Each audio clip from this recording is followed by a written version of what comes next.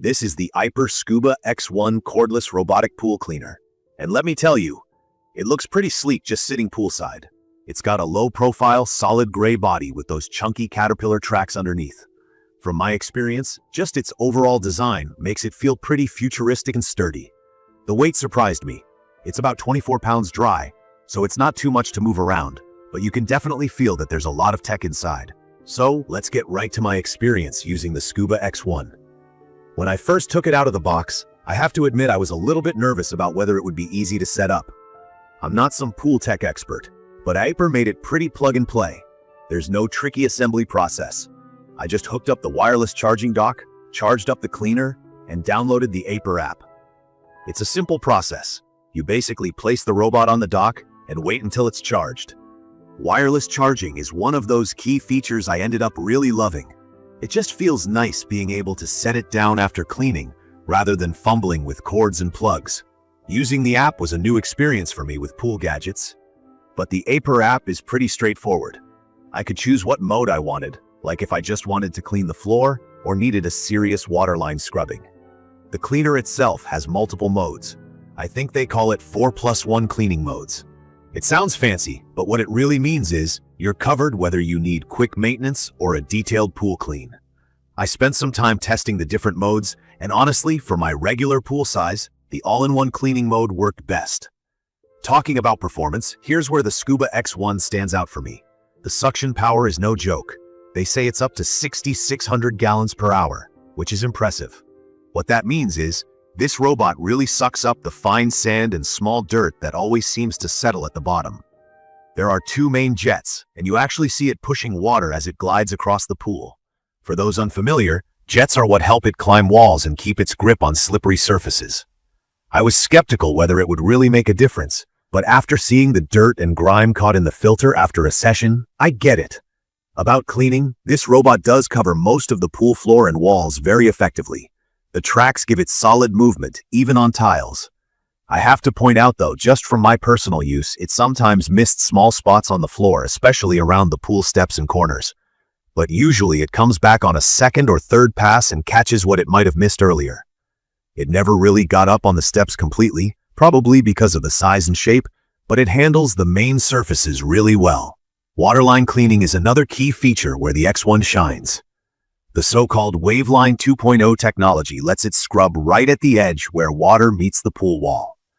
That's where a lot of greasy buildup or tiny debris hangs out and other cleaners just ignore. Watching the X1 actually rise up, scrub horizontally right at the waterline, and dip back down made me realize how thorough this robot can be.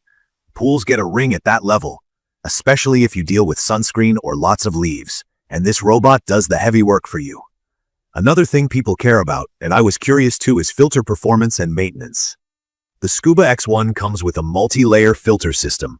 There's a standard mesh filter for daily cleaning, but you also get an ultra-fine insert for trapping really tiny particles, stuff most pool robots skip.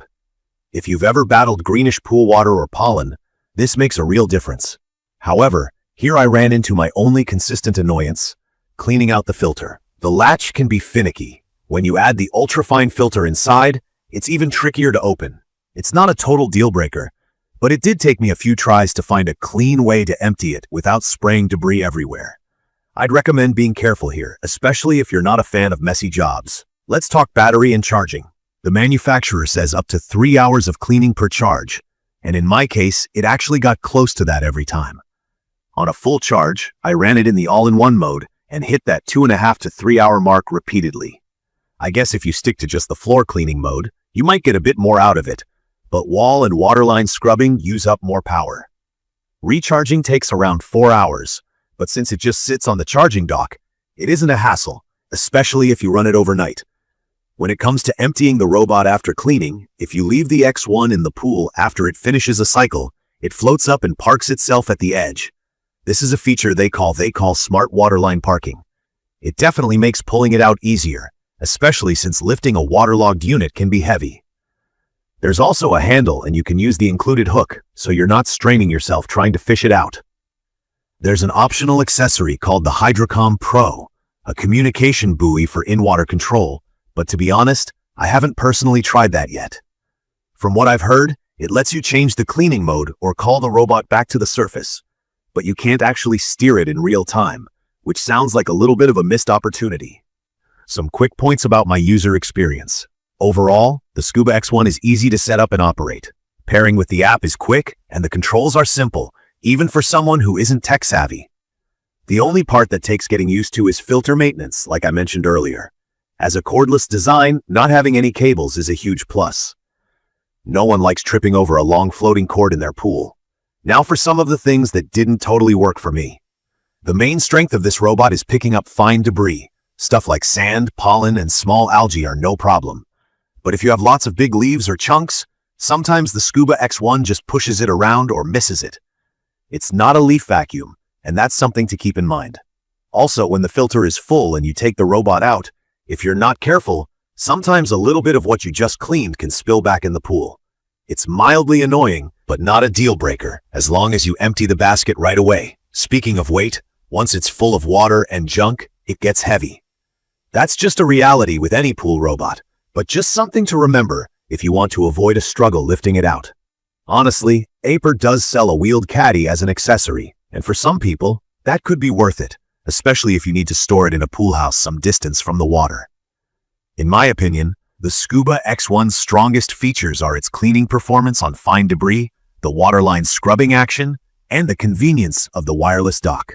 It's perfect for owners of in-ground pools, especially medium to large sizes who want something that keeps up with regular cleaning and who don't want to hassle with cords. I'd recommend this for people who care most about a clean waterline and getting rid of invisible dirt rather than tons of floating leaves. For new pool owners or folks looking to reduce the time they spend manually brushing or vacuuming, this could be a big relief.